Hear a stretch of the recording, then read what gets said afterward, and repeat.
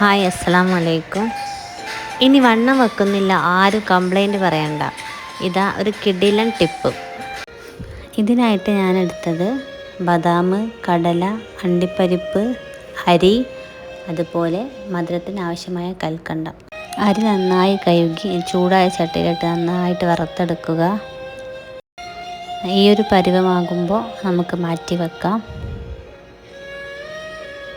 ഇതുപോലെ ഓരോന്നായിട്ട് നമുക്ക് വറുത്തെടുക്കാം. ബദാമും ഇതുപോലെ നന്നായിട്ട് വറുത്തെടുക്കണം.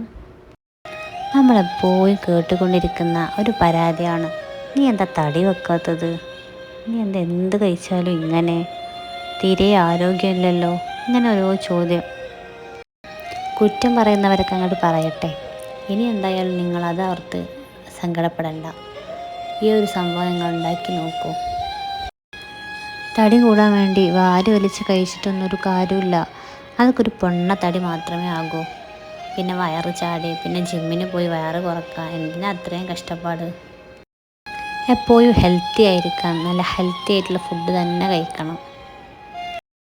ഇത് കുട്ടികൾക്കും മുതിർന്നവർക്കും ഒക്കെ ഒരുപോലെ കഴിക്കാം. എല്ലാം നന്നായി വറുത്തതിന് ശേഷം ഇനി ഓരോന്നായിട്ട് നമുക്ക് പൊടിച്ചെടുക്കാം. പൊടിക്കുമ്പോൾ നമ്മൾ ഇവ ഓരോന്നായിട്ട് പൊടിച്ചെടുക്കാൻ നന്നായി ശ്രദ്ധിക്കണം.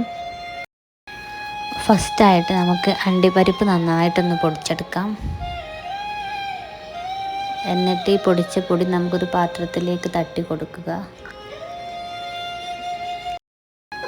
കൽക്കണ്ടം പൊടിച്ചെടുക്കുമ്പോൾ നമ്മുടെ ആവശ്യത്തിനനുസരിച്ചുള്ള മധുരത്തിനുള്ള കൽക്കണ്ടം പൊടിച്ചെടുത്താൽ മതി.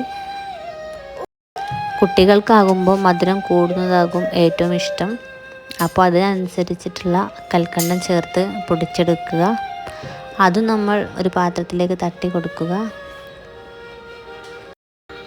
അതേപോലെ അരി പൊടിച്ചെടുക്കുമ്പോൾ നമ്മൾ ശ്രദ്ധിക്കേണ്ട ഒരു കാര്യം, കൽക്കണ്ടവും അണ്ടിപ്പരിപ്പും പൊടിച്ച പോലെ നൈസായിട്ട് പൊടിക്കരുത്.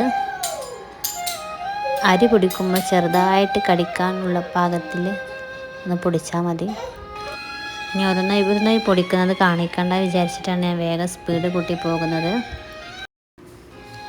ഇനി പൊടിച്ച പൊടികളൊക്കെ നന്നായിട്ടൊന്ന് ഇളക്കി യോജിപ്പിക്കുക. നല്ലതുപോലെ ഇളക്കി യോജിപ്പിക്കണം.